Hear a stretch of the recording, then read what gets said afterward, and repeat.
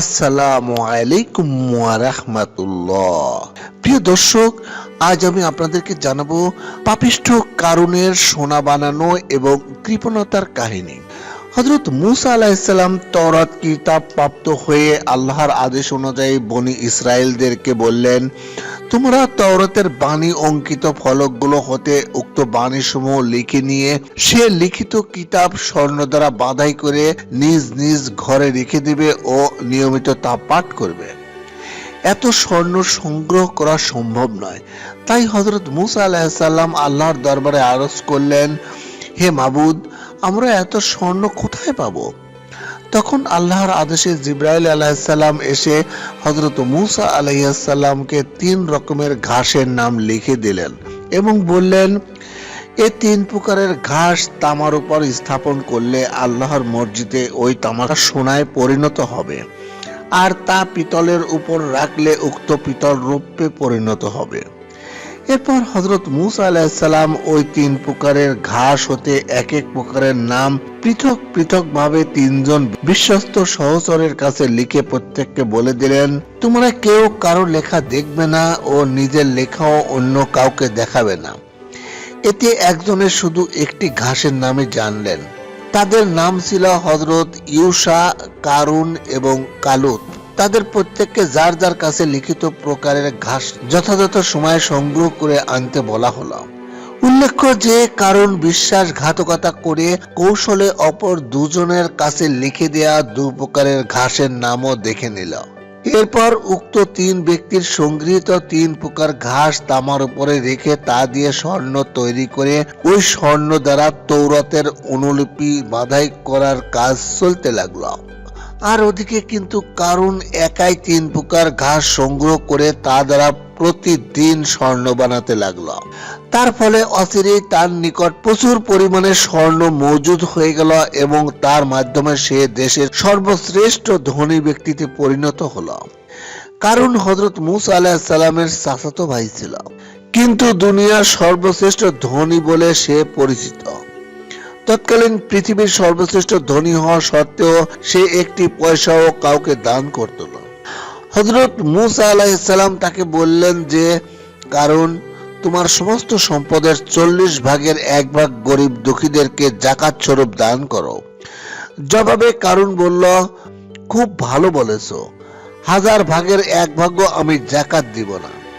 আমার সঞ্চিত ধন আমি অন্যকে দিতে যাব কোন দুঃখে? ধন সঞ্চয় করতে কি আমাকে পরিশ্রম করতে হয়নি? একে আমাকে কেউ দান করেছে নাকি? হযরত আব্দুল্লাহ ইবনে আব্বাস হতে বর্ণিত রয়েছে যে, কারুনের ধন ভান্ডারের চাবি বহন করতে 60 জন শক্তিশালী যুবক কর্মচারী নিযুক্ত ছিল। তাওরাত কিতাবে বর্ণিত আছে যে তা বহন করতে 70টি উটের প্রয়োজন হতো। আবার তার এক একটি চাবি দ্বারা খোলা হতো 70টি ধন ভান্ডার। এ সমস্ত বর্ণনার দ্বারাই তার ধন সম্পদের আন্দাজ করা যায়। হযরত মূসা আলাইহিস সালাম কারুনকে যাকাত দেওয়ার প্রয়োজনীয়তা ও উপকারিতা নানাভাবে বোঝাতে থাকলেন, কিন্তু এতে সে মূসা আলাইহিস সালামের উপর খুব বেশি পরিমাণে রেগে গিয়েছিল এবং হযরত মূসা আলাইহিস সালামের সে বুঝ ও প্রবোধের সে অর্থ করেছিল বিপরীত। সে লোকের নিকট বলে বেড়াতে লাগলো, মূসা আমার ধন দৌলত দেখে ঈর্ষা এবং হিংসায় জ্বলে মরছে এবং সে নিজেও আমার ধন সম্পদের একটা অংশ হস্তগত করার জন্য কৌশল করছে। একথা শুনে হযরত মূসা আলাইহিস সালাম কারুনকে বললেন, হে কারুন, আমি তোমার ধন সম্পদের জন্য মোটেই লালায়িত নয়। আমার ধন সম্পদের কোনো প্রয়োজন নেই। আর ধন সম্পদের যে যাকাত আদায় করা হয় তাতে শুধু গরিব দুঃখীরই হক। আমি যাকাত হতে নিজের জন্য একটি পয়সাও গ্রহণ করি না, তা শুধু অভাবগ্রস্তদেরকেই বিলিয়ে দেয়া হয়। আমার সম্বন্ধে তুমি যে ধারণা পোষণ করেছ তা সম্পূর্ণ ভুল। তোমাকে যে আমি যাকাত দিতে বলছি তা আল্লাহ পাকের আদেশ অনুসারে। তা আদায় করলে শুধু তোমারই মঙ্গল, আর আদায় না করলে তাতে তোমারই অমঙ্গল। তাতে আমার কোনো লাভ বা লোকসান নেই। তবে সকলকে সতর্ক করে দেওয়া আমার জন্য একটি প্রধান দায়িত্ব।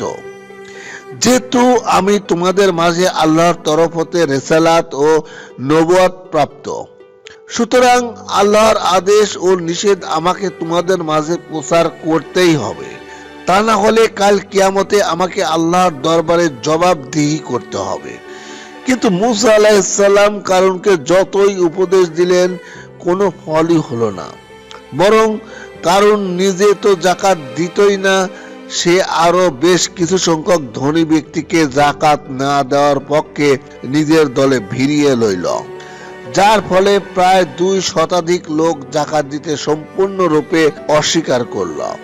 তারা শুধু যাকাত না দিয়ে শান্ত হলো না, বরং তারা সকলে যুক্তি ও পরামর্শ করে হযরত মুসা আলাইহিস সালামের বিরুদ্ধে নানা প্রকার ষড়যন্ত্রে লিপ্ত হলো।